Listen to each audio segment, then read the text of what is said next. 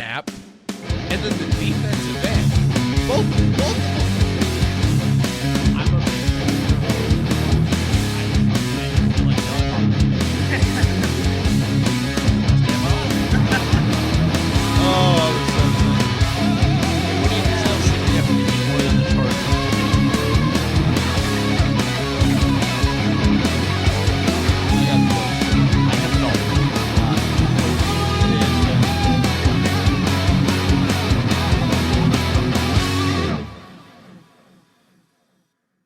Welcome in, everybody. This is the Who Fat to Play podcast. I am Austin. That is Ryan.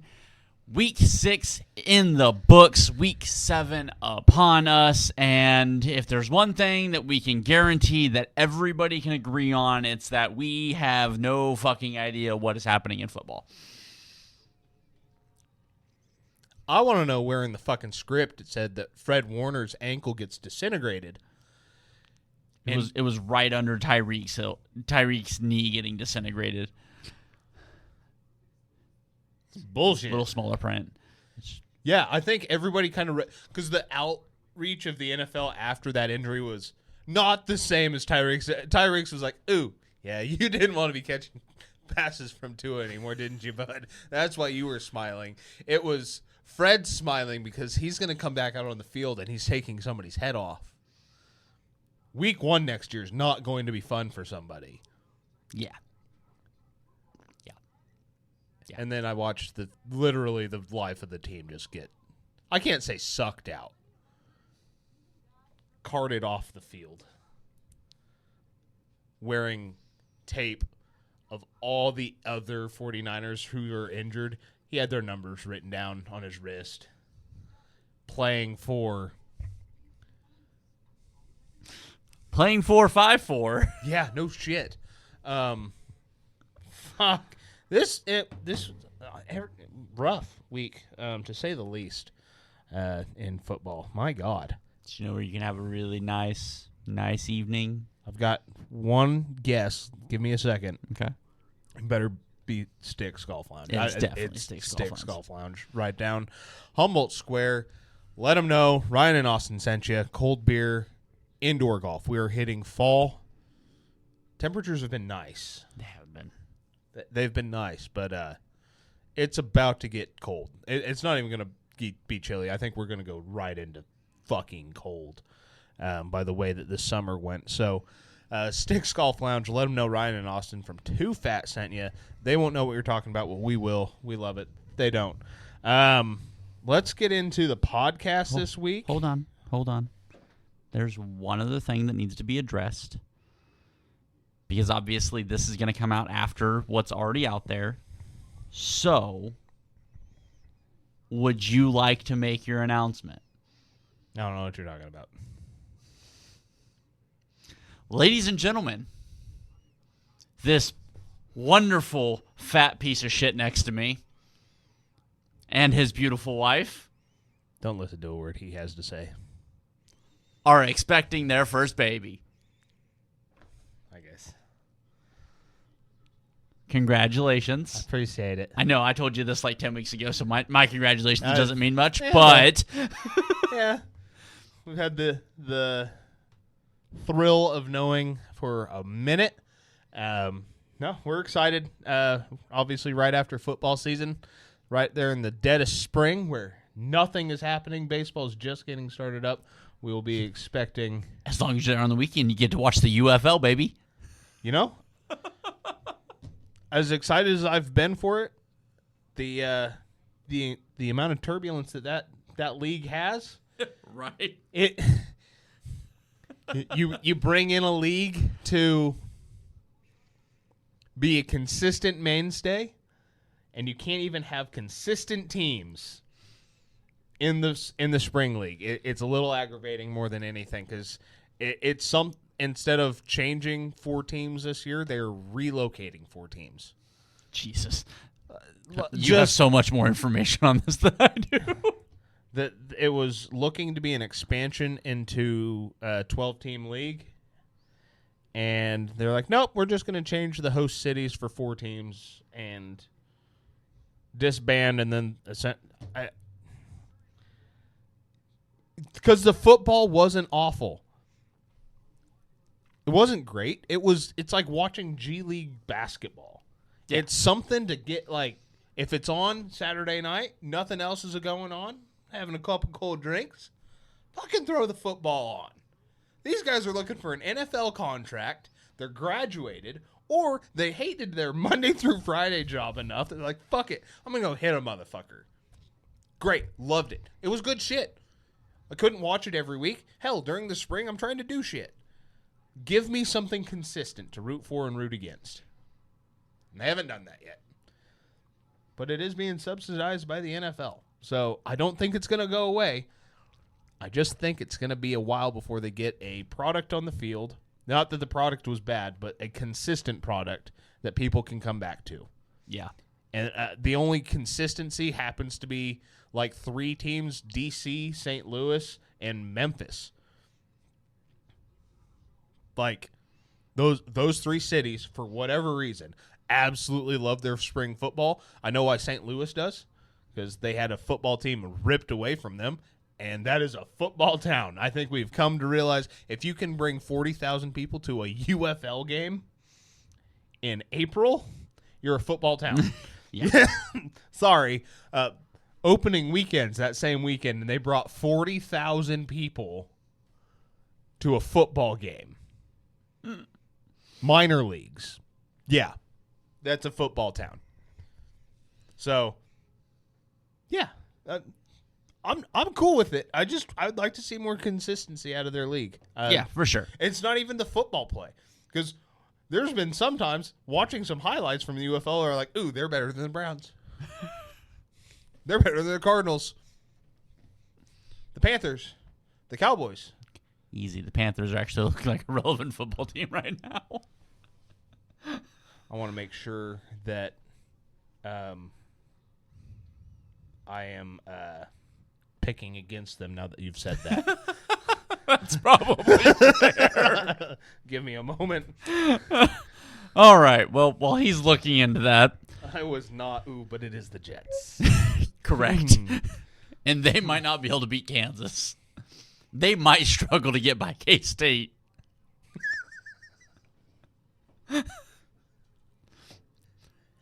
Two Fat and Friends podcast. Holy Fantasy fuck. Football League.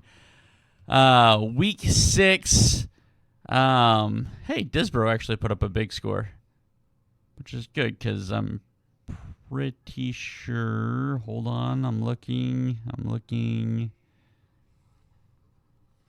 Where the hell is he? Yeah, I'm pretty sure. Yes, I think he still lost. So our top 2 scorers this week at 176.48 and 176.16 played each other. Why not? So Sean takes down Disbro by 0.32. Really puts a big gap between that 6-8 that I beat Dad by. I took down DWAC, who had mostly nobody on his roster. I won 156-60. You lost to the 0-5. Glory be to the A-Gap. Also, looking at my roster, swapping quarterbacks, which would have been my only move, I still would have lost by double digits. Yeah. I have been... last year, I feel like my team would have put me top 3. I'm looking at it going, single one of these motherfuckers. Myles Garrett last year popped off for 1,000 points a game. He's been averaging 5. I don't know if you've seen it, but I dropped Micah. I did see it. But here's the thing. As soon as I drop Brian Burns and or Myles Garrett, they're each going to start popping off. Now, Brian Burns had a great week this week, 27 points. Last year, he averaged 40. Yeah, hold on. I got to look at the Jamie and Sherwood, linebacker for the Jets. He has to be on the field a lot. He's the highest scoring guy I have on a week-to-week basis. He's averaging 35 from the linebacker position. Let's get into this. Let's just get this shit show over with. I might be taking home. I don't even know what it is this year. What's the loser get? I don't know. On the bright side, you're not in last place. Yet. Only because D-Wack and Dad. But yeah. So. Who beat me? Correct. So I started out, like, my first 2 weeks, I looked unbeatable. And now you look like the Jets. Yes. I can't wait to talk about the Jets because I see them taking a quarterback in the first round. I'm watching Justin Fields run for his motherfucking life. I don't see anything. I see whoever they draft in the first round pick being like, can I go back to school? Yeah. I don't think Justin Fields is doing a bad job as the quarterback. The Jets are fucking terrible. The offensive line is bad. You have Garrett Wilson, Breece Hall, who are great weapons. Period. The end. Yeah. That's... To think Robert Saleh had that team running at a 500 clip. And then injury struck, and then they fired him, and they got worse. And now they've somehow gotten even worse. Yeah, it's bad. Robert Saleh, I think this is a testament to how good of a head coach Robert Saleh was.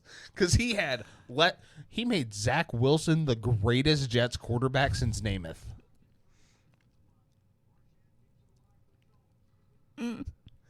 That team also had Aaron Rodgers. Hold on. We're forgetting. I know he allegedly tried to assault a guy, so maybe we have to ban him. Okay. The greatest quarterback in Jets franchise history, Mark obviously Sanchez. have to get through this because this show, it'll be run through, and then I think we're just going to have to talk a little bit of football because that is something we have not touched on yet. And there's another big football news from the last couple weeks that we haven't even brought up, even to each other outside of the show. That now, after hearing others comment on it, I'd like to know. Okay. Quick run. Riley Reid option takes down Beefsteak. What are you doing? Stepborough takes down Kareem Pies. Number one Tallywhacker takes down Long Duck Dong. Bringing the standings. 2 thumbs up. Myself at 5-1. At 4-2, we have Beefsteak. What are you doing, Stepborough? Number one Tallywhacker. The 3-3 squads are Long Duck Dong and Team Kareem Pies. 2-4, you have Riley Reid option, 2 Girls, 1 Cup, and Ryan.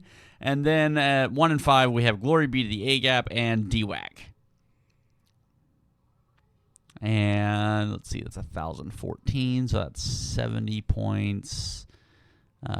And Dad still leads the league in points against by almost 60. Week 7, I am taking on Lou. So, Lou, fuck you. Long Duck Dong gets a free win against Ryan. 2 Girls, 1 Cup against Riley Reid option. Team Beefsteak against 2 thumbs up. Kareem Pies versus D-Wack. Glory Be to the A-Gap versus number one Tallywhacker. Watch, Dad's going to run off and finish the season with 6 losses. Yeah.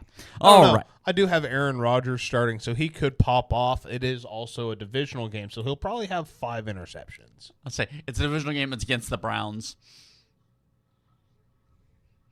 Granted, I think that's clear that the Browns lost that cornerback swap trade that they had last week. Absolutely. Oh my God, what the fuck was even that? Because that happened 10 minutes after you left. Yeah. I was sitting down here trying to figure out how to condense a 2-hour-long episode into 47 clips for TikTok and YouTube Reels and all the good shit that everybody watches this stuff on.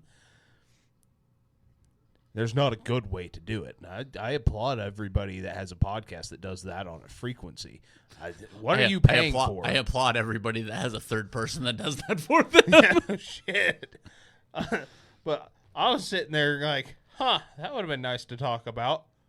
As I am editing a 2-hour-long episode, I was like, no, we didn't need that extra 15 minutes. I think we're good. We'll cover it next week. Fair. All right, so getting into the results from last week. The Giants beat down the Eagles. I'm on record saying the Eagles aren't good. We both are. We Correct. We both Correct. are. I also want to get it on record that the Jaguars are not a good football team. We're going to get there. Okay, Calm the fuck down. I want it And you've already got that on record. early. I want it. Repetitively. The Giants are 2-1 in the last 3 weeks. Okay, so everybody's seen the meme of Cam Scatabo. I'm not going to say Scataboo. I don't know where the extra O is coming from all of these fucking pundits. Unless Cam gets on and says, yeah, it's ooh. I'm not going to say it. It's Cam Scatabo. And Jackson Dart communicate like pit bulls. And they do. And I love it. And I hate it at the same time because I kind of both like not both. Jackson Dart's a little douchey. He's like, stay with me here. Extra douchey, less attitude, Baker Mayfield. Does that make sense? Zach Wilson, if he didn't go to BYU. I can see where you're going with it. Yeah. Zach Wilson, if he didn't go to BYU. Zach Wilson, if he went to an SEC school. Exactly. Yes. There we go. And then Cam should have been a Niner. I said that last week. I'm going to keep saying it. They should have taken him at 100 like everybody thought they were. They should have taken Upton Stout at 75, which was still a great pick, but they picked him at 100. You take the running back that is your running back's twin, but with like crayons. I don't... Extra crayons. Watching the dude play, I love it. I had a meme sent to me by Chase, Colby's brother. It said, Mike Alstott walked so Cam Scatabo could run. So true.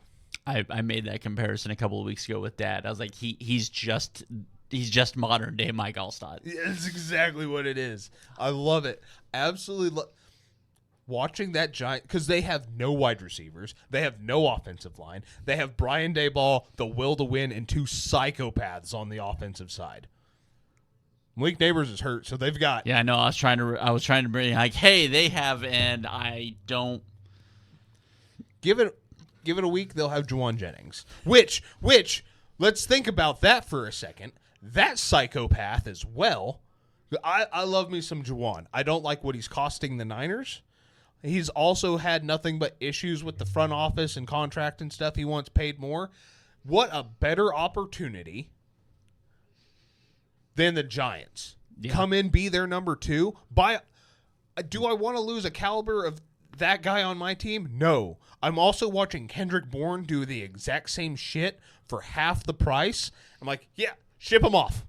Get him gone. I want to see him succeed elsewhere.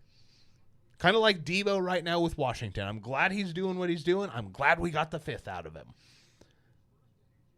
Ship him off. Get what you can out of fucking Juwan. It helps them. It helps you. If you don't punt on the season, and I don't think that's selling because it's not like he's played a ton anyway. Mm-hmm. He's supposed to be coming back more healthy, but he's got 5 broken ribs. Which there makes can't be a lot of trade value for a guy with... How many broken ribs do you have? Yes. Well, and that's just it. Because I made the comment to you last week that he was going to get moved. Especially with the shit on the sidelines with Shanahan during the game. Like, everything that went down. And then reports are coming out that the Giants are interested in Juwan Jennings. Guess what? The dude's a fucking dog.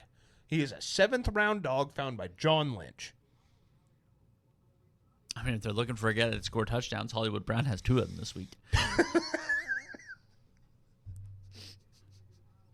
So, I love right now. I love and hate the Giants because for some reason when I see a team doing bad, I just want them to fucking either turn it or like do it the right way and just turn it around because it's not as hard.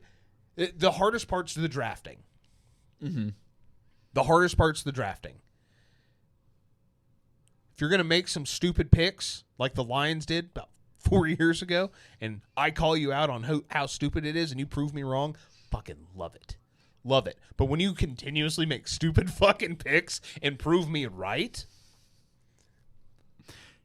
I don't wish well for you. And I feel like the Giants, like, of course, we grew up in the Eli Manning. Like, that was the Giants team we knew. And it wasn't Giants domination. It was they're 500. They're going to beat the Cowboys to get into the wild card, and they're going to win the Super Bowl. Because the Patriots are undefeated. Yeah.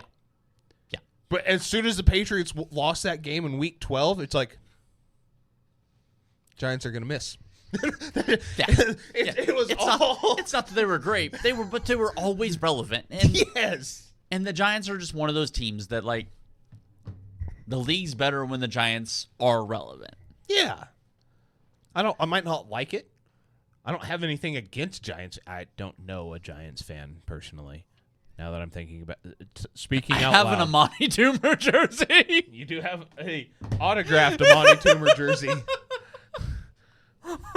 I think that's more than what most Giants fans have. I am the biggest Giants fan you know. You hate that jersey. Damn, Skippy. No, I love that the Giants came out, bullied the fucking Eagles, and it just came to prove everybody now outside of the Eagles is like, okay, yeah, the tush push has to go. Yeah. Everybody. When you run it 4 fucking times from the 3-yard line.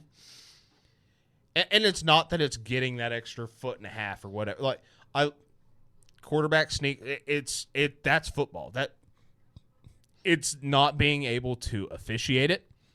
Yeah. In any way, shape, or form. When the Chiefs came out of the fucking pile with the football, guess what? There's I'd say 98% chance that Jalen Hurts has not hit the ground yet. You want to know why? There's 72 people piled on top of him and 54 underneath him. So if he's not on the ground, ball comes out at any time. Obviously, forward progress has been stopped. But when did the ball come out? We can't. You have to rule that, in my eyes, as it obviously came out during the. If you cannot hold on to it to the point that you get out of the dog pile to prove that you have possession, that's a turnover. Because that's how fumbles in the scrum have been ruled the last decade. Except for the tush push. I'm so over that fucking play. When they started running it with Jason under center, the formation was different.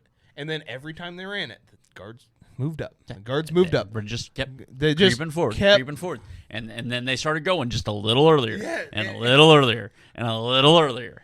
And it got to the point of when you first, I said it, and I'll stand by it. When they first introduced that play, fucking stop it. Now, you can't. You can't stop it because there's no way to. It's no longer a football play. Yeah. They have lined up in a quarterback sneak and dove. That was. Everybody kind of looked at it and was like, well, that's different. And then the fucking running backs and they pushed. That's genius. Boom. Crazy. Works. And just evolved. It's no longer the play that they brought into the NFL. Say they have stretched the legality on it so thin because nobody is willing to officiate it. And now you're at a point where and from both teams, you can call 5 to 7 flags. Oh God, yeah. Because between the two teams, every time it's ran, the defense is offsides, the guards, the offense is offsides, the guards go early, the defensive tackle goes early, the running back goes early, the wide receivers are out of line, the wide receivers are offsides. Like I said, every time that play is ran, you could throw offsetting penalties every single time. Yeah, it's got to go. The only player I was ever quote unquote concerned about with health and safety was the center and the quarterback, because I said 2 years ago that the only way you can stop it is you send a third stringer fringe guy head first into that pile. And I'm still saying do it. Yeah, absolutely. So no, I am lining somebody up over top of the left guard, and at this point, I don't care if you time it up or not. Go jump early, fuck it, spear him. Well, who the fuck was that last year in the NFC divisional game? I think it was the Rams. It might have been. They just sent the linebacker and just fucking jump, and it was like 6 in a row. And the refs, Yeah. well, if he continues to do this, he'll be okay. Yeah. Okay. I'll send somebody else that doesn't. Yeah. At this point, Hey, if you get the penalty, we'll pay your fine, and you're going to get a $150,000 bonus for this. But this shit's got to stop. yeah. So I'm sending somebody crown of the helmet first, directly at the side of Hurts' helmet. It's got to stop. The play has to go away. Because you can't tell me that anybody enjoyed watching that shit Thursday night. No. God, no. Like, it's not football. It's not fun to watch. It's so fucking dumb. And it's so irritating to watch. As a football fan, it's so fucking irritating to watch. Kicking over to Sunday, the god-awful showing that was Broncos-Jets. Man, I don't, kind of like in Chicago, I don't think Justin Fields is getting credit. I understand he had like negative 4 yards passing. Bro is running for his goddamn life. -10. Yeah, I knew it was negative. I couldn't remember what. I think it was 4 attempts for -10, Yeah, or maybe 4 completions. So he had 47 yards passing, and they had 57 yards in quarterback losses. Yeah. Bro's running all over the place. So I don't want to say it's all Justin. Justin's clearly making some bad decisions, but again, hey, he has 100% trust in his offensive line. And by that, I mean he knows with 100% certainty that at least 6 of his 5 offensive linemen are not going to do their job. And what was even worse was on a couple of the throws that I did actually watch, because I turned the game on and was like, ooh, this is bad. I was watching it. I was like, all right, Garrett Wilson, and he fucking launched it at him. And then Garrett Wilson just was like, that's not my route. And like turn up field, or he'd stop, and it's like, one of you's wrong. I don't know. But Yeah. somebody's wrong. Figure it the fuck out. Yeah. They should have won that game. Absolutely. Their ineptitude. The Broncos look like shit. The absolute ineptitude.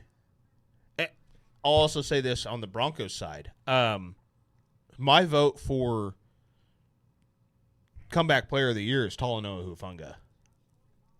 First year he was hurt all last season with the Niners. Mm-hmm.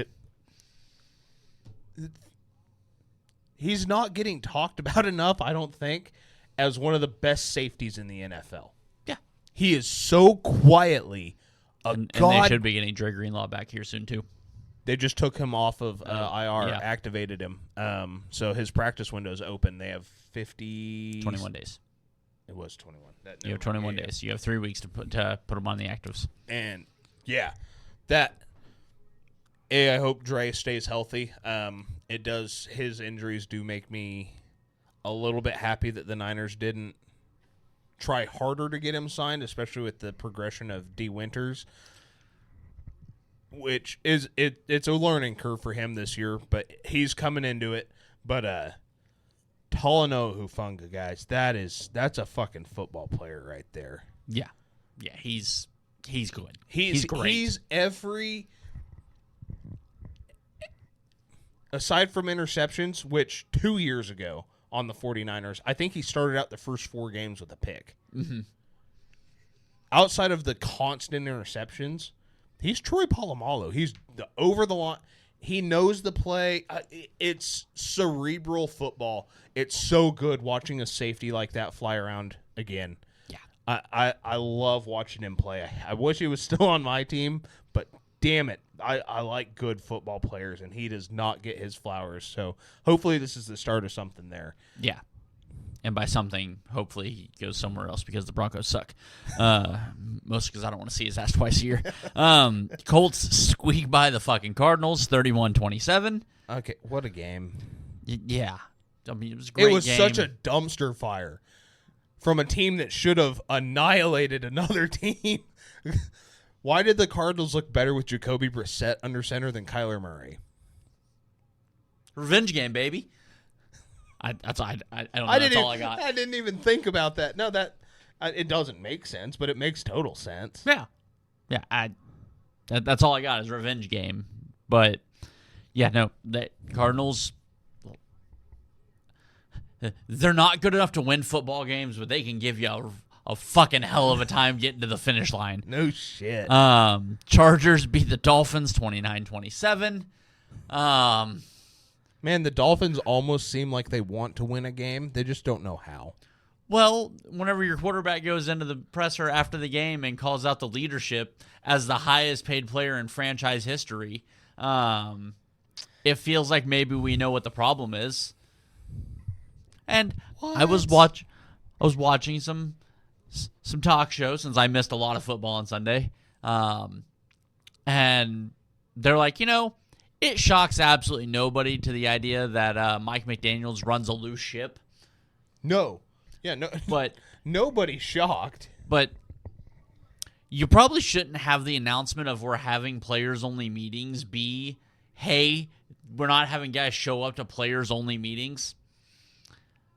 Miami's in trouble.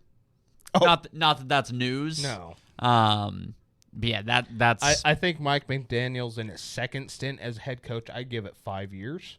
Because his offensive prowess is of the best. Yeah, I would fire Matt Nagy as the papers clear that McDaniels has been fired to hire McDaniels. Hey, right, have you fucking signed now. those? Cool. Here's your plane tickets. It's first class.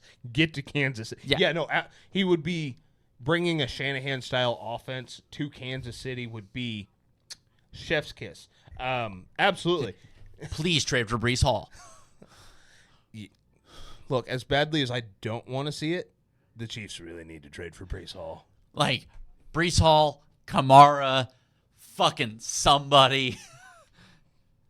Don't get me wrong. I'm happy that we're getting Rasheed back. That's great.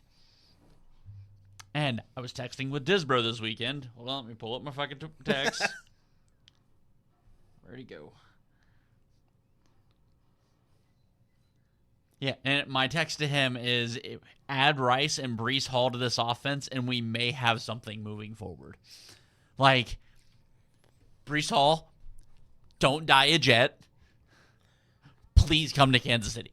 The Jets, hey, you're going to kill him anyhow. We'll give you a fifth. I'll give you a fifth and Isaiah Pacheco. I'll give you Isaiah Pacheco. Like, something. The Chiefs need to trade for Breece Hall. So badly. Browns take the hot L from the Steelers. Not much surprise there. I will say Dylan Gabriel had his welcome to the NFL moment during that game. At the same time, I don't think they need to quite move off of him. That the Steelers are one of the finish it. The Steelers are a convincing division winner. Like that is the best team in the AFC North. Does that even make sense? Ish, not really, but ish, because they've been so bad and still been above 500. Like, I thought Mike Tomlin was trying to get fired. I thought that's why he brought Aaron Rodgers in. I thought he was like, finally, I can go sit down for 2 years and come back into the NFL, be a coordinator for 2 to 3, get a head coaching job elsewhere. I'm just I need change of scenery, and these motherfuckers don't fire anybody. I'm not going to give them a choice. And here he is, probably on the sidelines going, This wasn't supposed to work. But what the confusing thing to me is the connection between DK and Rodgers. That is scary. Terrifying. Because Rodgers looks like he's turned the clock back 6-7 years at least. He looks like his last MVP season in Green Bay. Yeah, I mean, I don't have him in the MVP race by any means. No, but that's how he's playing. You give him a couple more weeks doing what he's doing right now, he gonna get right back into it. That shit's gonna piss me off. He's gonna win MVP as a fucking Steeler. And I just say that the Steelers, the defense has started figuring out, getting that put together. The offense is, I mean, you've got a very intelligent quarterback. We know that Rodgers is what Rodgers is. Like, he is not the physical specimen, the witch that he used to be. Yeah. Most of the time. Because then he uncorks one of those just weird-ass, like, half-ass sidearm throws, and you realize DK's running by himself 55 yards downfield, and it's a handoff.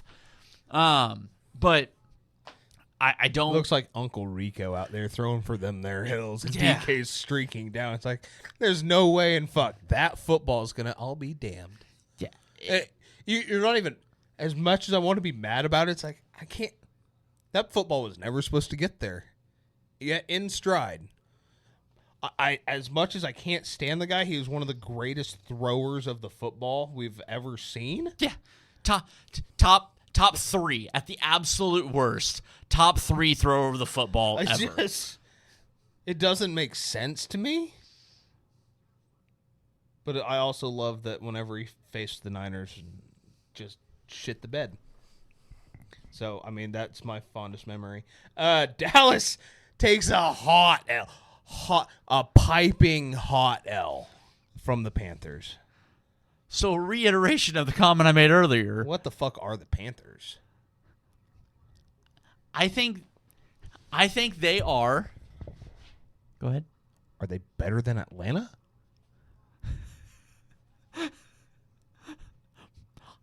I'll answer that question with a question. What is Atlanta?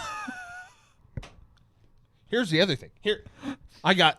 This isn't even a question. This is just a statement. The Bucs are the best team in that division. The Bucs could very easily lose to both of those teams. Yeah, the Bucs could finish third in that division and be the best team. Be the best team in the division. In that division. Yes. I mean, the NFC South is so fucked. No, that's the end of the thought. Yeah. If you're wondering what the NFL is right now. And actually, the Saints could go through and sweep the rest of the division and make it interesting. You know? And not win another fucking game.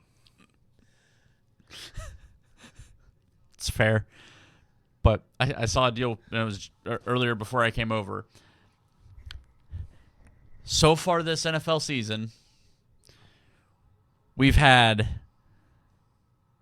the Panthers, the winless Panthers, blow out a team 30-0, and that team just beat the Bills.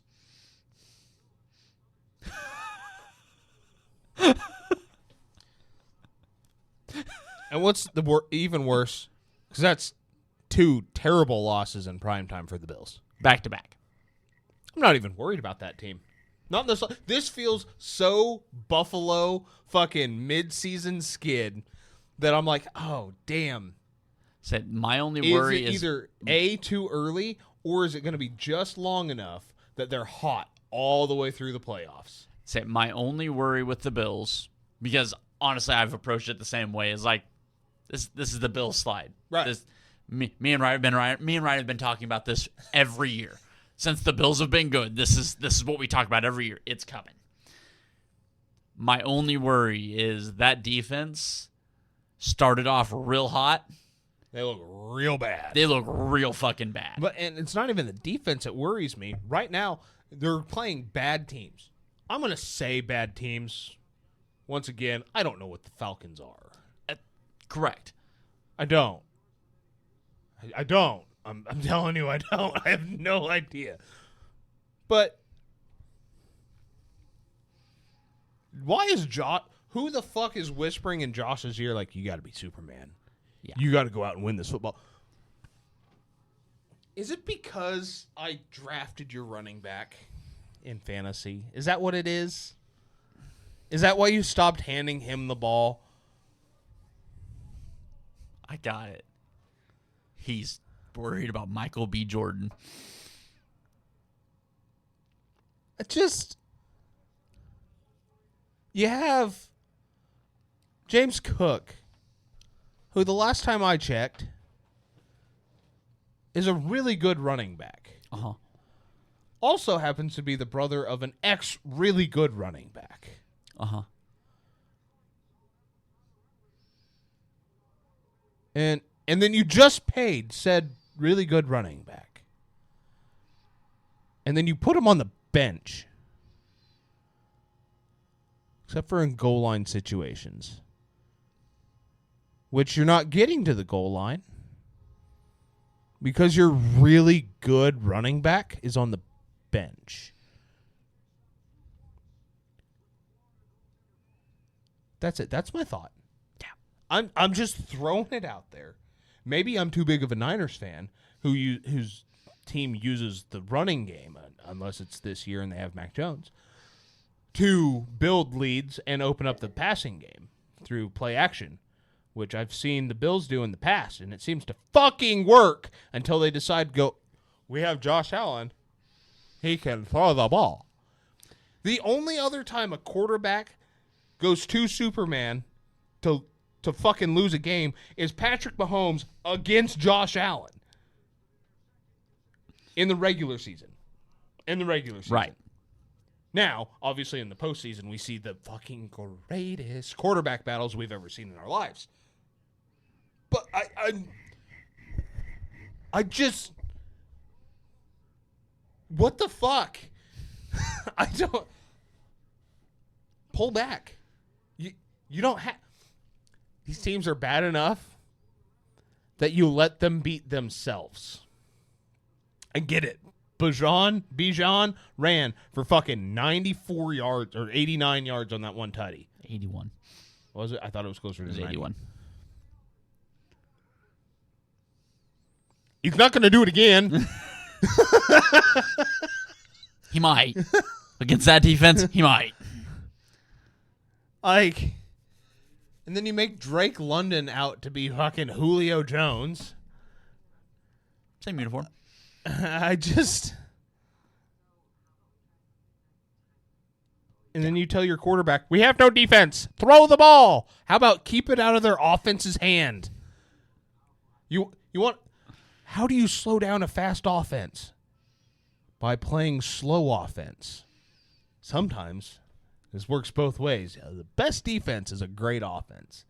A great offense is a great defense.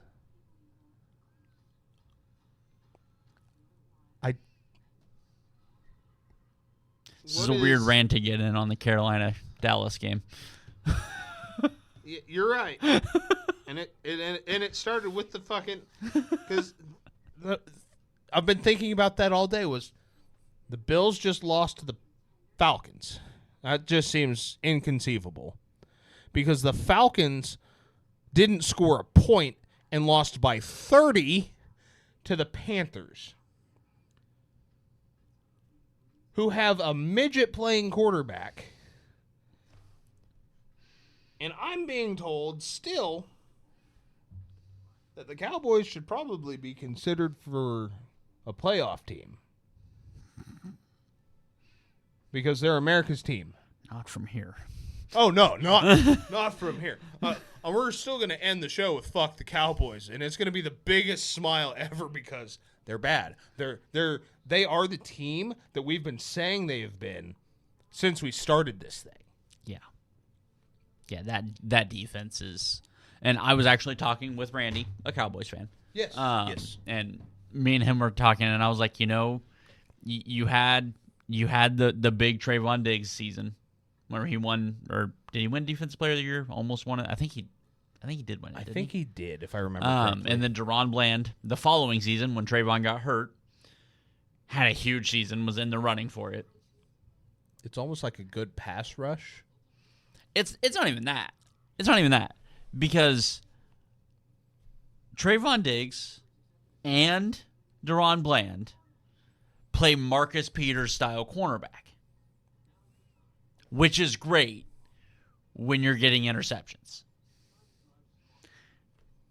But you know what made the Legion of Boom so damn good? Is that they had a corner that played Marcus Peters style defense. And then they had Richard fucking Sherman, the greatest zone cornerback I have ever seen, on the other side. You shouldn't be able to give hash mark to sideline to a corner. You can't have two Marcus Peters as your top two corners. I love Marcus Peters. I hated the fact the Chiefs picked dipshit defensive coordinator over Marcus Peters because Peters was right. I loved that guy. I don't want two of him. No. Two of him because when it's bad, your cornerback is a very burnt piece of toast. And that's what both corners are doing right now. And they have no safety help. And then you top it off with, oh, by the way, you have 6.5 sacks through 6 weeks of football.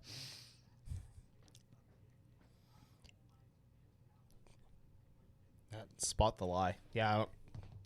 The Cowboys' defense is so fucking bad, and the offense has been so beat up, missing CD, missing Turpin, that I'm just like, yeah, that's a bad football team. Congratulations. Long and short of it. Yeah. Yeah,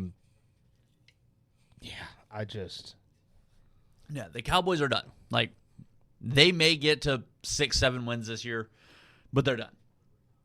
For all intents and purposes, they're done. Seattle beats Jacksonville. I was so confused by the over betting and shit on Jacksonville for that game. Yeah, I felt pretty comfortable picking Seattle. I did as well. Still don't know how, obviously, the NFC West is going to play out right now because two teams are in the hospital. One's Arizona, the other one is Seattle, who looks like the best team in the division. And depending on when you check them, they kind of look like the best team in the NFC. Right, and that's absolutely terrifying. What a resurgence by Sam Darnold. Yeah, I mean, 2 seasons in a row. To see it 2 seasons last in a year, row. you're like, you know what, McConnell. I'm still going to give a lot of that credit to McConnell for last year, but McConnell fixed him. Like I figured he was going to Seattle, he was going to revert right back to me and Sam Darnold. No, that is a genuine franchise quarterback. Yeah, spending that year in San Francisco, sitting behind Brock, going to a team that he was going to get some playing time because of a quarterback injury, and lighting it up to getting that. We're going to see the same thing with Mac Jones in 2 years. We really are. He's got a 2-year contract in San Francisco. He's playing damn good football right now. You go quarterback whisperer to quarterback whisperer to somebody that's been in a defensive coach that's been in one of those offensive systems, and you've got yourself a fucking quarterback. It's really incredible what a good coach will do. And then you pair him with JSN. Yeah. And Cooper Kupp's his number 2. Like, and just JSN has got to be rapidly approaching top 10. Last year, I would have laughed in your face at that, but the way he's playing this year, he's out of it. Kind of like, I'll say this about the Cowboys. George Pickens in Dallas has been phenomenal. Absolutely. That's the wide receiver that the Pittsburgh Steelers thought they were drafting. Yeah. Yeah. And I think genuinely, and I understand where college football is at now, and I understand this isn't going to go away. The reality check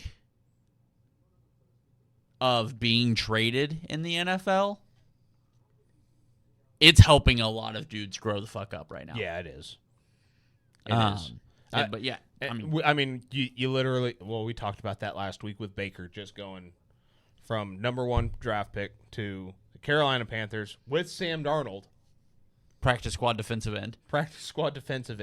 2 games as an LA Ram, and I'm so glad he did not sign on there. If they would have signed on there and he started in place of Matt Stafford's gone, and the Rams are. Honest to God, I'll say it. I'll fucking concede. The Rams have won another Super Bowl. Not that Sam Darnold, because now he's cheaper than Sam. You can put more weapons around him. You have stability. You're not losing games because Matt Stafford's out. Yeah. I've made fun of the guy in the past, both the one I'm about to say and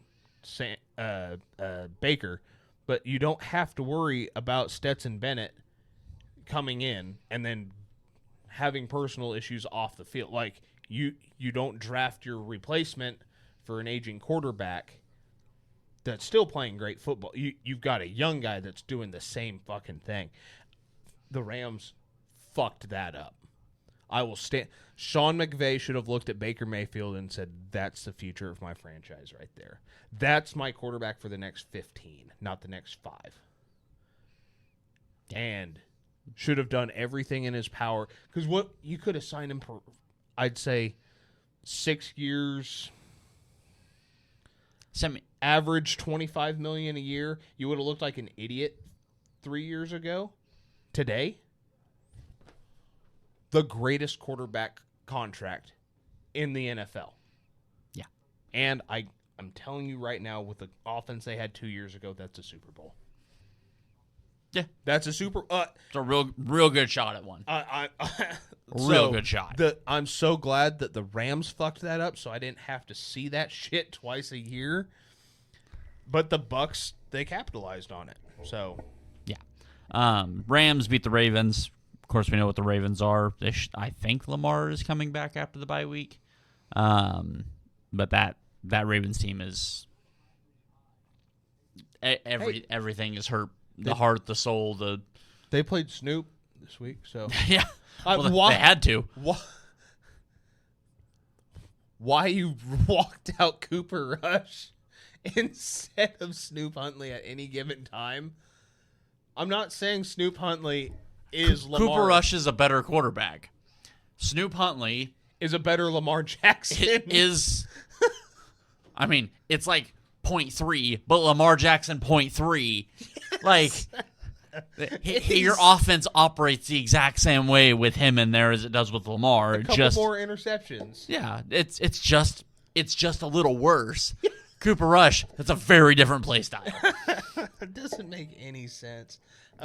Patriots walk out of survive. Yeah. I'm going to use the word survive. They kind of had it in the bag and then allowed the Saints to come back. The Saints are a terrible team. They might be the best 1-5 team in the league. Hold on, let me see who all the 1-5 teams are. We've got the Dolphins, so yes. The Browns, so yes. The Titans, so yes. But yeah, no, they are. And the Ravens, yeah. So, yeah, as of right now, yeah, the Saints are probably the best 1-5 team, which is weird considering it's a team that I'm still fairly certain can go 0-17, even though they have the win. Exactly. Yes. Titans, speaking of, take a hot L from the Raiders. That was just... Can we get Cam Ward some stickum? Well, the good news is they fired their head coach. So this is now 4 consecutive number 1 overall pick quarterbacks. Oh, fuck. I forgot about that. I got to make sure. What did we say last year? Oh, God. Yeah, no, I'll have to double check this week's picks. You're right. You may be onto something there. But they're playing the Patriots. God. I'm changing my pick. I'm letting you know right now. But that's Vrabes going, and it's in Nashville, isn't it? Yes. That's Vrabes going back to Nashville. I can't pick against. I understand you don't pick against the team that just fired their head coach. I can't pick against Vrabes to go into Nashville and absolutely shit on the owner's box. No, I love it. I love it. History tells me. You make a good fucking point. I forgot. We were talking about the Survivor League. That one came up, and that's why I didn't pick them. I was like, no, they just fired their head coach. He goes, oh, yeah, they fire their head coach, and you remember how to play football for a week. I was like, in only 1 week. I was like, generally, it's that following week. Sometimes it takes 2. Yeah, took the Raiders 3. Right. But, oh, my God. Yeah, I did like whenever they finally announced the interim, and the following day the interim comes out. The only other coaching change they made on the entire roster, they fired the head coach, and then they fired his brother, who was the offensive line coach. I was like, so something tells me either homie was a little upset and was like, hey, can you just fire me because I don't want to be here, or homie only had his job because his brother got hired as the head coach. Yeah, I was like, that's fucking hilarious. Tampa Bay beats the Niners 30-19. Niners lose Fred Warner, and the Bucs might be the best team in football. And I'm only saying might because if the Chiefs do what they did for every game for the rest of the season, that's the best team in football. But we've seen this story. Like, the 2 drives coming out of half for Kansas City, I was like, that's the best team in football. And then they had like 2 back-to-back shitty drives where I'm like, Chiefs are back. And I'll say this about that game. It was ended as a 2-score game. So the worst loss for the Niners all season out of their 2 losses. And the biggest win the Bucs have had all season. Mm-hmm. It wasn't until Mac Jones's 3rd interception that the Niners were out of that football game. Yeah. His 3rd pick. He kind of reverted back to old school Mac. Like he was Niners Mac and then Patriots Mac. Like it was drive by drive. I literally seen. I was like, okay, that's why 13's the starter. The first interception of the game. Kendrick Bourne slips on his out route, and the corner drops on it before Mac pulls the trigger. And Christian McCaffrey is now streaking up the sideline. I'm going 13 adjusts and hits 23. That's 6 all day long. I can't. You haven't played with 23. You've played with 84 a lot.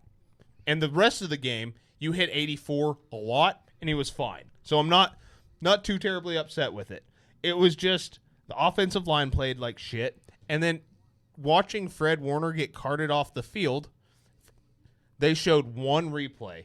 They're like, it was a pretty gruesome injury. And they're like, oh, dear God, get it off the TV. And that was it. Yeah. Which I do like the change that we have made on broadcasts where they're like, here's the injury, and we're not going to show that again. Yeah. Instead of going, ooh, here's another angle of it. Instead of here's 18 different angles on 47 minutes of replay of Kevin Ware breaking his leg on an NCAA court. Yes, that's very accurate. We happen to have him mic'd up. Have you seen Pride Rock from this angle before? So, watching the heart and soul of my defense leave the game on a cart was absolutely heartbreaking, to say the least. I mean, that at the same, Nick Bosa's gone, George Kittle, Brandon Ayuk, Ricky Pearsall, Juwan Jennings has 5 broken ribs. Fred Warner, Brock Purdy. I'm missing 14 fucking players right now. Yeah. Like, just off the list. Yeah. I seen a picture. It was a preseason promo of the Niners. And it was Brock Purdy in the middle, Fred Warner, George Kittle, Brandon Ayuk, Nick Bosa, and Trent Williams. Like, oh, man, only one of those guys is playing. Everybody else is hurt. Unfortunately, even I've got enough faith in Saleh that after a couple of these offensive guys come back and the Niners can start working the offense like they want to and take some pressure off the defense. Aside from, because there was the one touchdown to Bo Nix's brother, his first touchdown. Tez Johnson, Yes. MVP. That was so funny. I cannot believe he thought they were chanting MVP. Have you seen the sideline? Yeah. Oh my God, I loved it. It was fucking hilarious. But when he cuts across the offensive line and you see all the linebackers stand up and they pat their helmet and they point at him. I'm like, Fred Warner is like, not a one of these motherfuckers is picking this guy up. He's already running the route before the ball gets snapped. And everybody else is like, all right, we're good. And I'm like, no, you're not. There he goes. There he goes. You're making – Baker didn't need any help looking great. You take the heart and soul and the play caller out of that defense who sees that shit happening and unfolding, and he's like, I know I can't trust that motherfucker to grab him, so I will. Yeah. And Turns out losing the best defensive player in football is a bad thing. yeah. So it's sorry, Blues scored. Which is good because they just gave up a horrendous goal. Yeah, I seen that. To be in it until like 3 minutes left in the game with as abysmal as the rest of the team played of bag boys and fucking roster hopefuls. Yeah, with me and you out there. Yeah. To only lose by 11 to the Bucks is... And be in the playoffs if the season ended today, I'll take it. I don't think Kyle Shanahan wins Coach of the Year, but he needs a couple of votes right now. I hate the voting metrics on Coach of the Year. Again, Andy Reid has won 3 Super Bowls and hasn't finished in the top 5 of Coach of the Year. Yeah, in Kansas City. Like, yeah, he hasn't had a Coach of the Year vote since Alex Smith was his quarterback. Yeah. No, I Coach of the Year makes less sense than MVP, and MVP is just made up. So Yeah. Packers, I'm going to say survive. I know they won by 9, but survive the Bengals. The Bengals, they put it together in the fourth quarter. Out of fucking nowhere, the Bengals go, wait a minute. You won a Super Bowl before, haven't you? Joe Flacco knows how to play football. What are we doing? Throw it to Jamar. With Joe's back in at quarterback, we're good to go. Yeah, I still don't know how that team wins a game this year. But Joe did actually make them look better, which is not what I had on my card. Because I'm like, yeah, now you just had Young and can't move. Jesus Christ. Wow. This Bills Blackhawks game is going fucking crazy. There's been 3 goals scored in the last minute and a half. But yeah, the Packers, that team is not looking great right at the moment. They need to figure their shit out. I still am very terrified of that team because as young as they are, they're still old, but they're not like they've got a lot of shit going on, and I just don't know. I don't know what they are at the moment. That was just impressive. That was an impressive shot. Yep. Kansas City beats Detroit. I've already kind of talked about it once. That Kansas City team is the best team in football. The way the defense played, the way the offense played, they dictated everything from how they wanted to run their offense to how you were going to run your offense. The defense controlled their side. The offense controlled their side. That is the best team in football. Again, I'm a realist. I feel like I've established that on this podcast. I don't think they can do that for the next 16 weeks.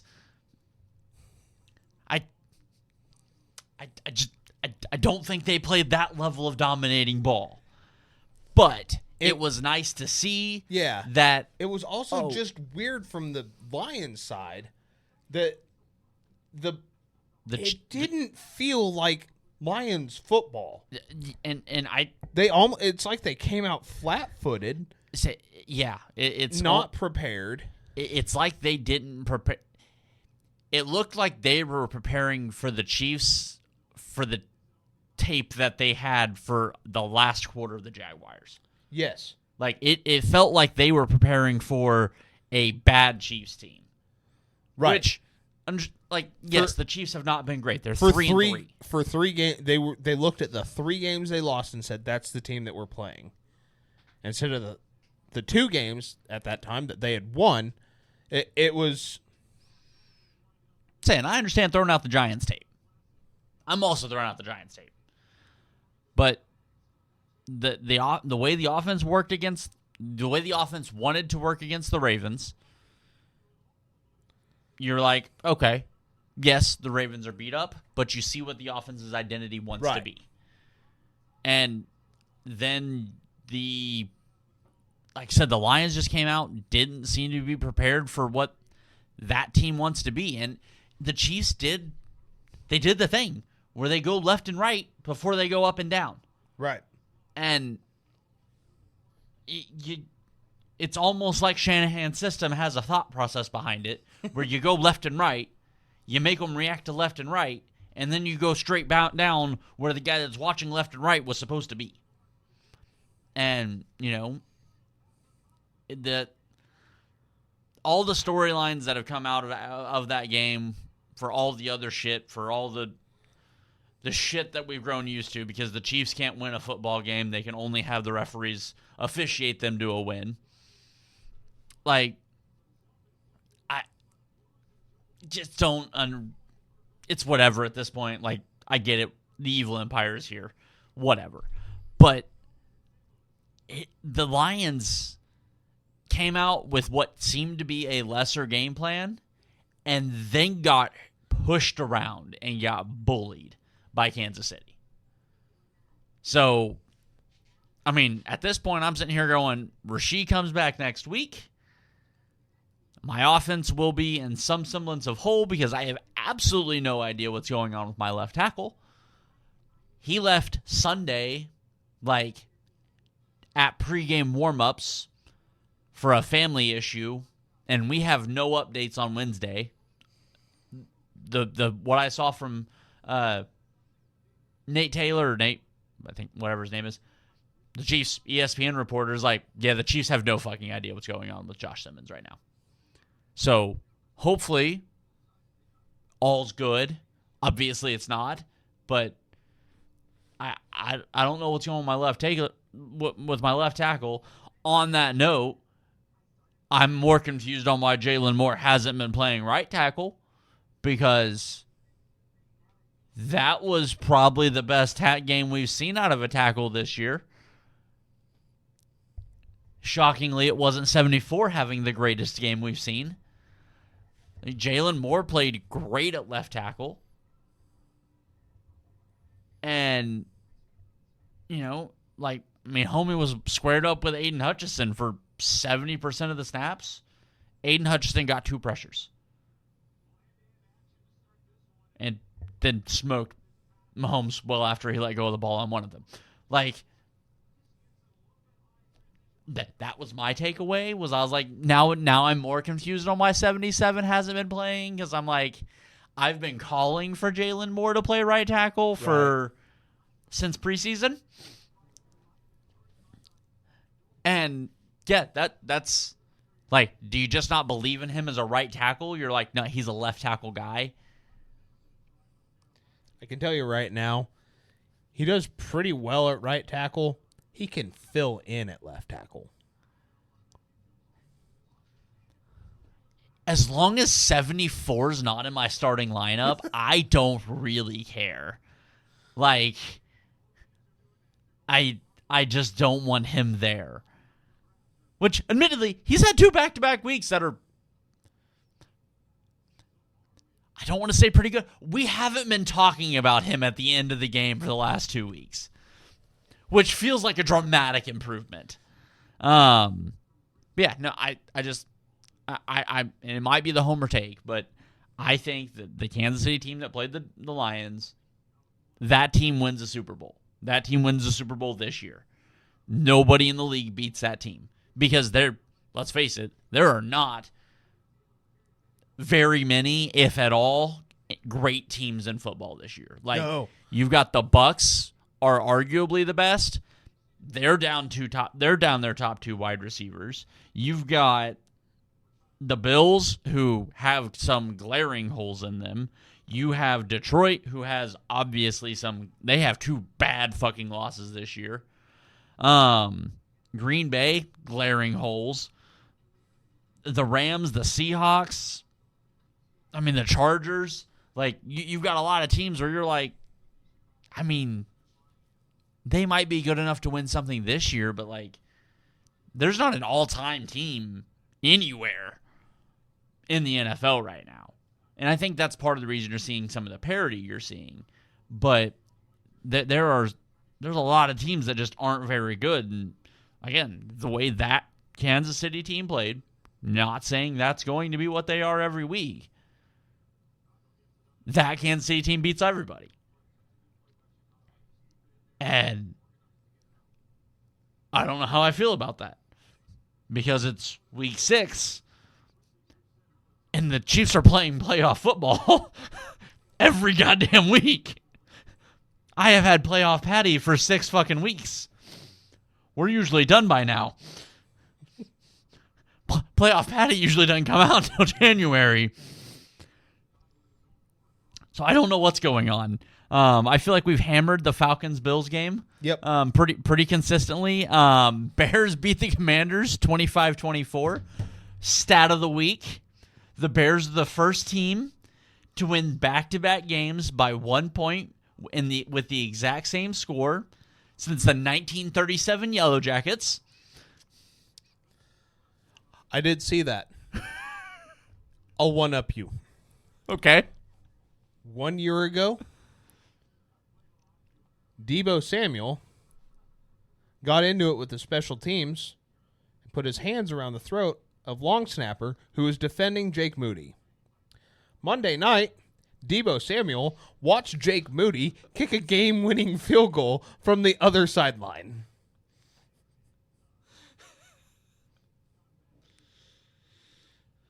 Football is so bad. All right. Which one was better?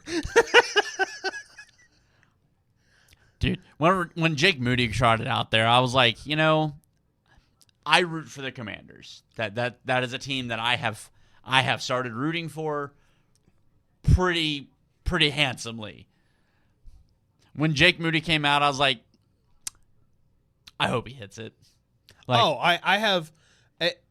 He needed such a bad change in scenery, especially after the Super Bowl and then getting hurt and not being right since. He was in his head. You could tell he was just in his head, and he was never going to be right in San Francisco. They gave him far too long to try to get it right. I am glad to see that he did something. Why the fucking Bears?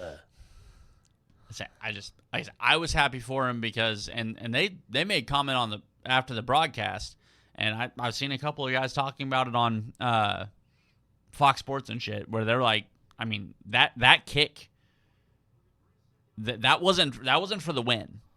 That was for his career. Yeah, that was for him to be playing football as a profession. Yes. Because if he misses that, he had one blocked earlier. Yep.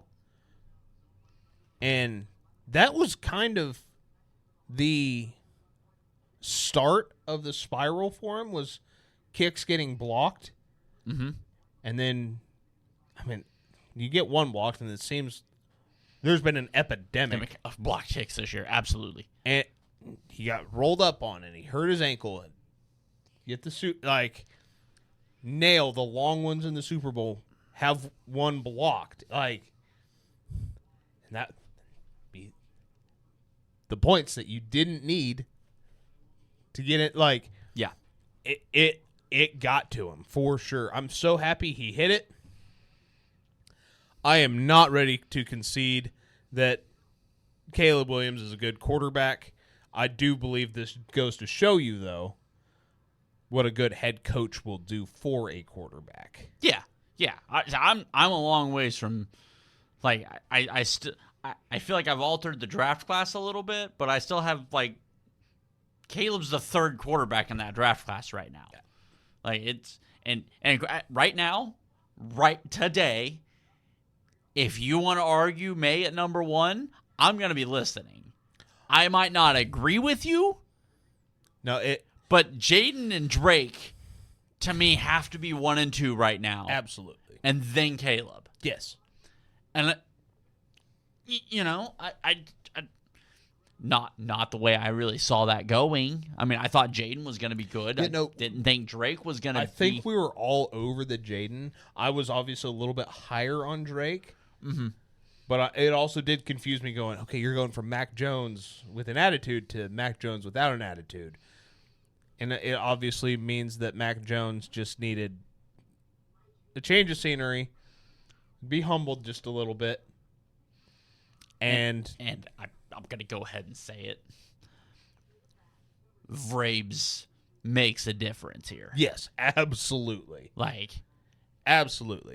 We've I seen what Mike Vrabel did with Marcus Mariota and Ryan Tannehill. Exactly. So I think for being Vrabes a defensive guy, he's a leader of men. Yes. And I think you have a young quarterback that has Mike Vrabel's support. I think that means something, and I don't know how much Bill or Hightower, whoever their fucking coach was for the 1 year. Yes. Who I don't know what they really brought Mac, but I genuinely think Vrabel with Drake May is really, really helping. And the dude can't be a fucking head coach, but McDaniels is one hell of an offensive coordinator. Absolutely. I mean, the dude's offense is always, when he's the OC, his offense is so vanilla and so plain, but it's so hard to stop because it's just execution. It's in disguises. Yeah. He's so good with motion and disguising his. When he was in San Francisco, it was, I'm going to run the ball up the middle. But which guy am I going to use? And you're like, why in the fuck is George Kittle in the backfield? And No, I'm talking the Patriots, McDaniel. Oh. I was thinking, okay. Yeah, no. I understand was the confusion. thinking like firing and bringing him in. No. The OC. Gotcha. The tanked the Raiders and then tanked the Broncos. Okay.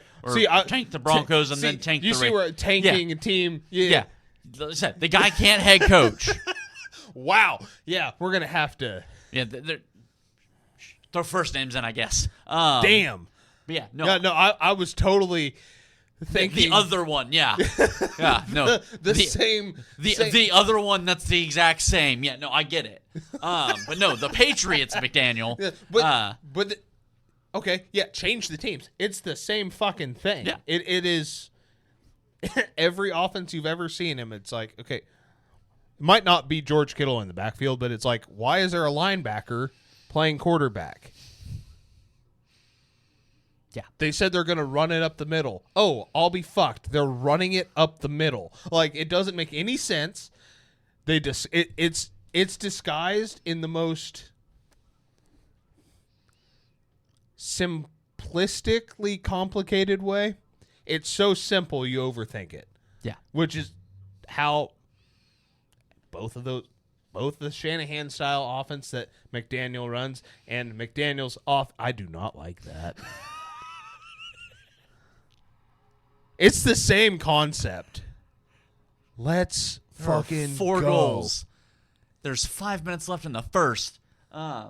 Dude, we're not going to get into a hockey podcast unless we absolutely have to, but this is how we're going to do recording from here on out. not gonna complain. I enjoy hockey. I really enjoy playoff hockey, but Playoff everything is better. Being able to watch the regular season is what gives me something to root for in the playoffs. I either have to have somebody to hate or to love, and if I could have one of each, then I know I just what to need do. playoff hockey. Like playoff hockey is just a different level. Oh God, yeah. The Stanley Cup last year was fucking so good. Scores 2-2. Yeah. So, all right, getting into week 7. Thursday night, Pittsburgh at Cincinnati. Pittsburgh. Yeah, same. I don't see a way that Cincinnati team wins right now.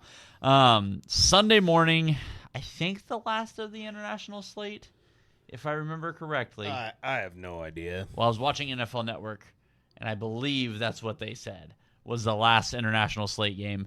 Los Angeles at Jacksonville. Well, they haven't played in Mexico yet, have they? Yeah, they did. That was week 1, wasn't it? Oh, God, that guy just got lit up. It's football and soccer on ice. On swords, not even razor blades, on swords. Anyhow, I've got the Rams. Yeah, I'm taking the Rams. Because I said it last week. I said it at the beginning of this episode. The Jaguars are not a good team. The Rams are hurt and are a better team.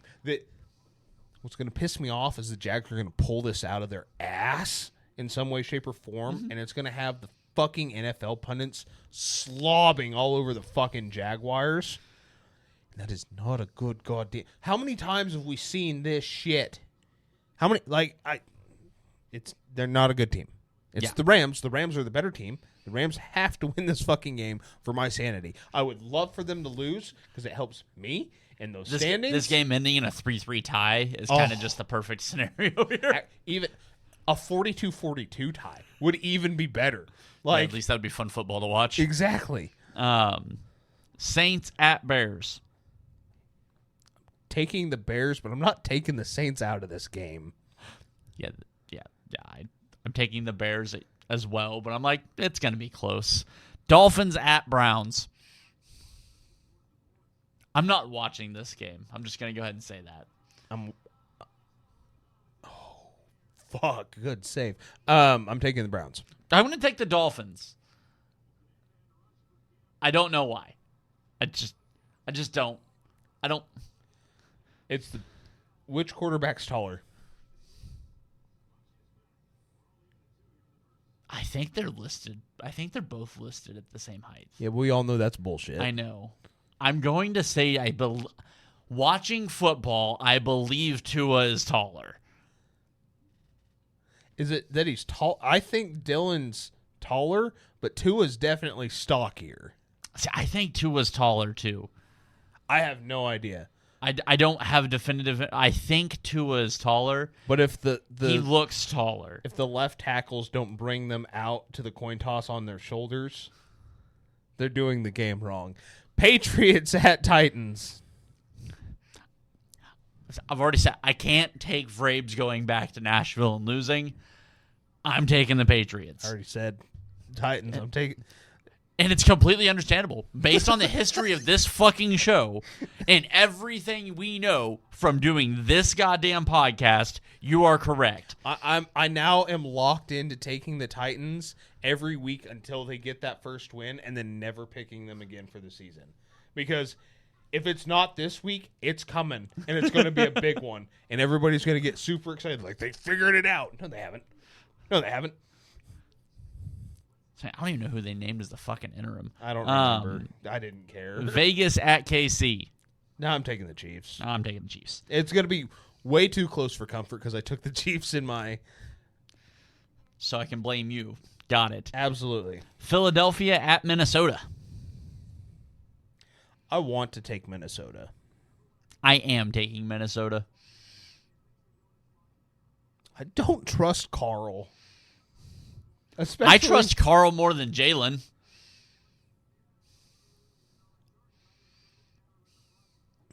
I don't know if I do. That's fair.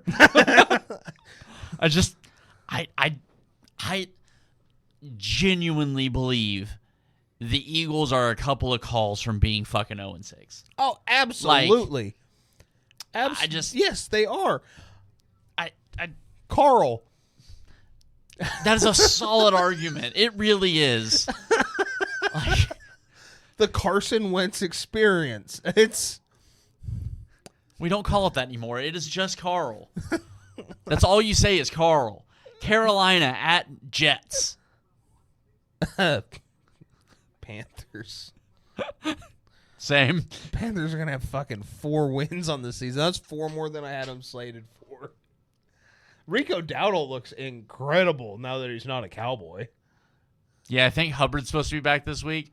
I've accidentally not started him each of the last 2 fucking weeks. So I've had 60 points scored on my fucking bench the last 2 weeks. So I should probably start him this week. But then again, I think Hubbard's supposed to be back. I don't know how you don't take the. I don't know how you take the ball out of Dowdle's hand right now. I don't know either. But Giants at Broncos. I'm going to very cautiously take the Broncos because on paper they're the better team. I so badly want to take the Giants right now.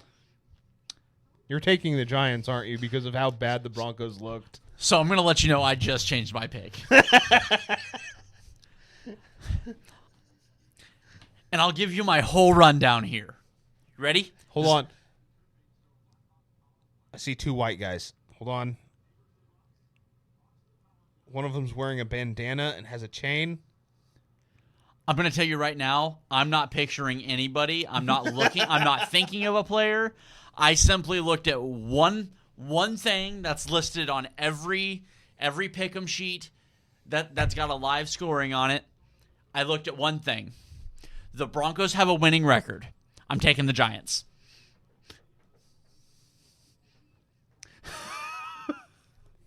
No, that's fair. No, that's fair. I had the Broncos up until you took them, and I was looking at it, and I was like, the Broncos have a winning record.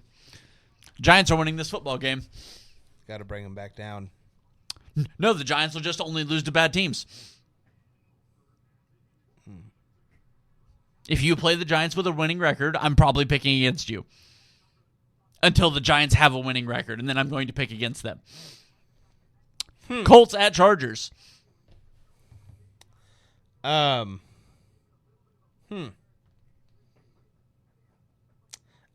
taking the Colts. I'm going to take the Chargers. I don't. The Colts are a really good team.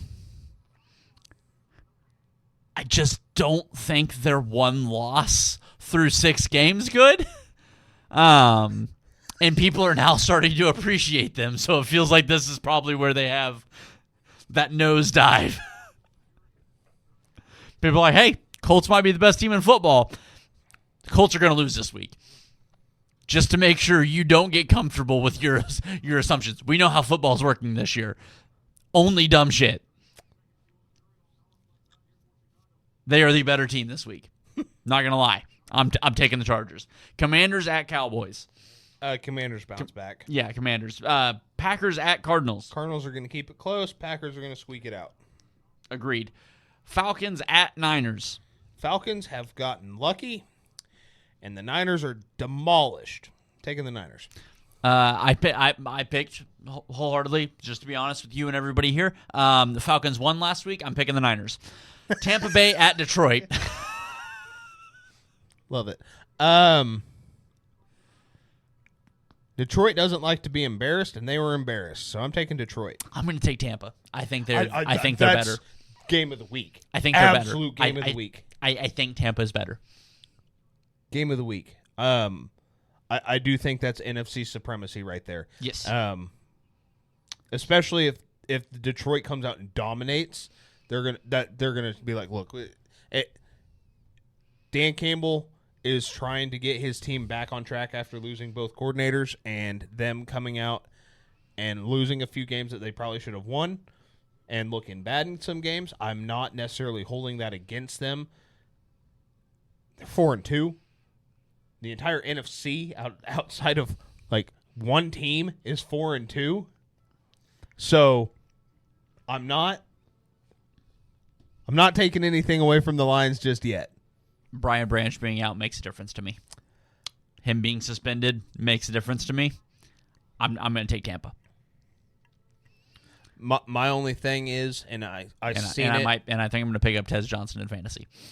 The thing that concerns me with Tampa Bay, and the Lions love to do it, is once you get the ball out on the perimeter, they are fucked. And not even in the run game. You don't have to run against them. If you watch the Niners, what Mac Jones was doing, he kept trying to check down to the middle of the field, and one drive he'd understand that it wasn't there, and he'd check it out to the outside. Big play every single time. The corners are a huge weakness in Tampa. Jameson Williams, this is a legacy game for him. If they even watch a little bit of Bucs football, they're going, I need to get number 5 the football. Number 1. You're right. Number 1. Number 5 is Demo. Knuckles, yeah. Either way, get anybody out on the fucking... You get Sam Laporta on the outside. Yeah. You get anybody with the ball outside, not even in space. They cannot tackle just on the numbers. Outside the number or outside the hash marks. They cannot. They will fuck you up down the middle. When Vita Vea is off the field, you can run it right up the middle, which is terrifying. But yes, the Bucs might be right now the best team. Their holes are also glaring. They have not been exploited just yet, and they were going to be last week until everybody died 4 weeks ago. Yeah. So, it's going to be a fun game. Houston at Seattle. I've got Seattle. Seattle, that one. I like where Houston's kind of been at. I like the direction they seem to be headed. Seattle's a buzzsaw right now. I think Seattle might come out, depending on how the other Monday night game goes, Seattle might come out of this being the best team in the NFC. Right. No, I can see it. If Bucs and Lions, both teams look a little rugged, Seattle might be considered the best team in the NFC by the end of Monday night. No, absolutely, I can see it. Yeah. There was one other thing. Kind of alluded to it. We hadn't talked about it yet. People are commenting on it. I don't have much of a thought. I will not be partaking this year, just because I could not. The Super Bowl halftime being Bad Bunny. So, for me, I don't care who you put as the halftime show. I don't care that he's primarily Spanish. Like, doesn't mean shit to me. The idiots that are saying, well, you couldn't even put an American in are fucking morons. He's Puerto Rican. He's Puerto Rican. He's American. He's American. He speaks Spanish. Like the Turning Point sponsored halftime show. Like, I'm just not gonna watch the halftime show. Yeah, exactly. But for me, and I realize this will be a take that not many people have, because he is one of the largest artists in the world. I am more familiar with his WWE catalog than his music catalog. So, like, hey, I wasn't excited about Beyonce's halftime show in Dallas. Was that Thanksgiving last year? Yeah. I wasn't excited about Rihanna's halftime show at the Super Bowl. I don't genuinely give a shit. Like, the only time I've been excited for a halftime show that I can think of off the top was Dre. That was Super Bowl 50. And just because of what was going on around it last year. Because Kendrick with Kendrick, I like Kendrick. Kendrick's somebody I've been listening to ever for since early high school, like formative music to me. Right. And then you couple in everything going on with Drake last year. You're like, this is going to be the greatest shit show of all time. And if you appreciate and like rap music and like Kendrick, that's exactly what it was. It was, oh my God, I can't believe this is happening. But understandably, the generation before us goes, what's this shit? This is the first time that they've picked somebody that is beyond my generation. Like I said, I know of like one Bad Bunny song. Yeah, and I don't even like it. And again, I am more familiar with what he has done in the World Wrestling Entertainment business than however many platinum songs he has. Also acknowledging that is one of the largest artists in the world. I'm just glad it's not Taylor Swift. I'll say it. I don't need to hear Wood on fucking Super Bowl Sunday. To me, you could swap them out and I have the same reaction. What the actual fuck? We peaked. I know you weren't excited for Rihanna. I don't mind Rihanna. I like Rihanna. It was weird having her back for the Super Bowl. But I'm fine. To me, world-class art, it's, I don't know. I'm not a fan of the Bad Bunny pick. It's got, to me, if anything, I think it opened up to too much political discourse. I'm not even just as somebody whose musical library I feel is as dense and as diversified as it could possibly be. I'm not. Say Bad Bunny is to a younger generation than us, which is fucking weird. Which, in younger generation, fine. Like there's other artists that seem to fit that mold a little bit better. I'm not. I don't know how else to explain it. Obviously you know what I listen to primarily, but just like looking at music charts over the last couple of years, rock has been increasing. Bringing some, throw a name out there: Jarris Johnson, Swaco, a TikTok music star that is hits after hits after. Oh my God! Oh, what the fuck is his name? God damn it! He starred in the remake of White Men Can't Jump, or White Boys Can't Jump. Fuck God. Follow-up question: they remade White Boys Can't Jump? Yes. God damn it.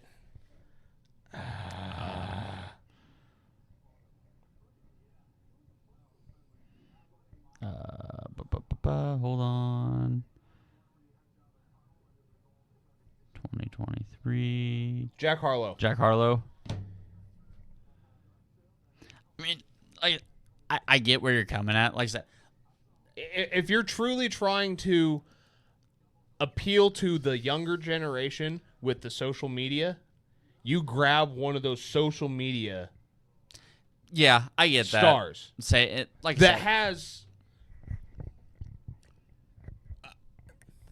Yes, Bad Bunny is one of the most globally recognized platinum selling, but he's not in America. We're trying to globalize the NFL, which is great, grand, fantastic. It's also mainly watched. Okay, I guess I'll put it this way. Let's bring Cardi B to the Daytona 500 to try and diversify NASCAR. Yeah, I can. No, I get it. It like doesn't do. make any sense. If you're going to, once again, I am of the type of person, I'm going to turn the TV on mute so I don't have to. I do not like Bad Bunny. I cannot stand. I don't. I can't name a Bad Bunny song. I don't want to listen to it. The shit that I have listened to, I do not care for. It is not my not anything that I like to listen to or want to listen to. Kind of like Taylor Swift. Kind of exactly like Taylor Swift. I do not. Yes, that is a large group of people. Is it your fan base? We're to be appealing to your fan base, right? Yeah. Why piss them off? Yeah. So I don't know. Like I said, there's just been so many comments about it that I was like, damn, we haven't. And I honestly think because both of us probably reacted to it in the same way. And like, Bad Bunny's a halftime show.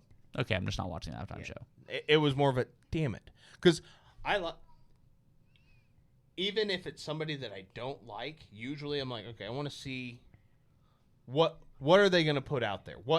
Because generally it's shit that I do know. I have not the largest music library. I do feel it's pretty vast. And you just kind of whiffed. You paid for it, too. That's the other thing. Like, you paid to piss off half of your fan base to try and globalize your sport. And I think, realistically, what you're seeing is the NFL doesn't have as much control over the halftime show as they used to, because Rock Nation has become has gained the control of the halftime show. Right. And this feels like a Rock Nation selection.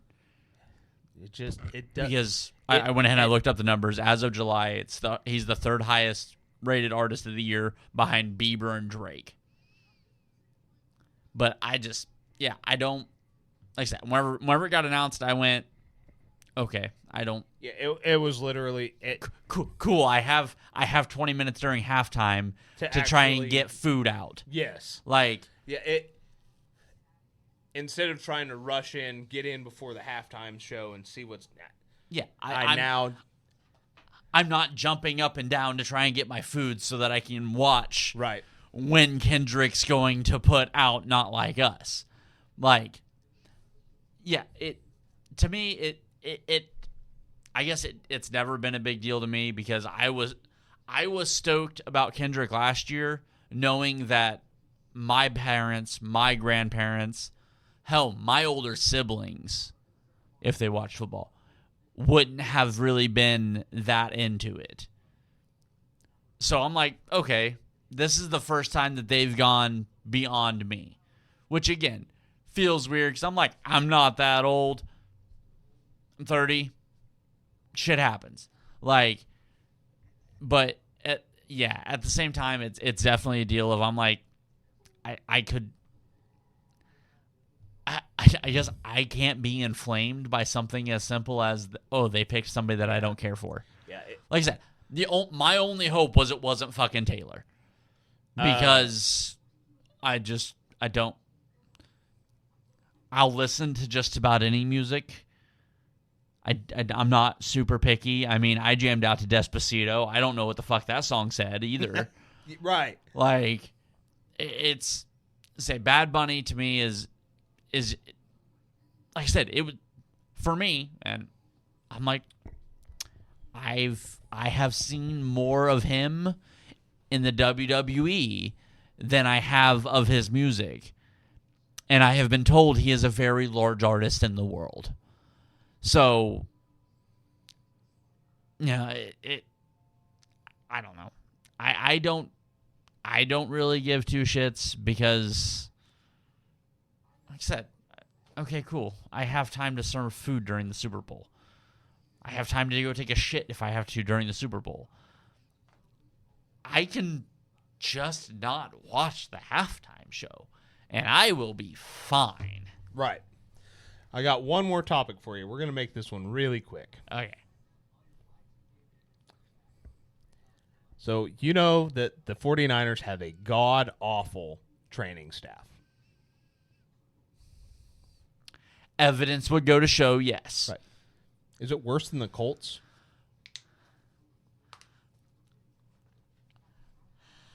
Anthony Richardson, Charvarius Ward, Josh Downs. 2 suffered a concussion during pregame warm-ups. That would be Josh Downs and Charvarius Ward. I didn't realize Downs also suffered a concussion during warm-ups. Anthony Richardson Fractured his orbital. Pregame. 3 players go down. 2 with concussions. 1 breaks a bone. I mean, I'm going to say they're pretty bad, but they ain't no Chargers. You heard it here first. And with that, we're going to get out of here. Be kind to one another, love each other, and always remember, fuck the Cowboys.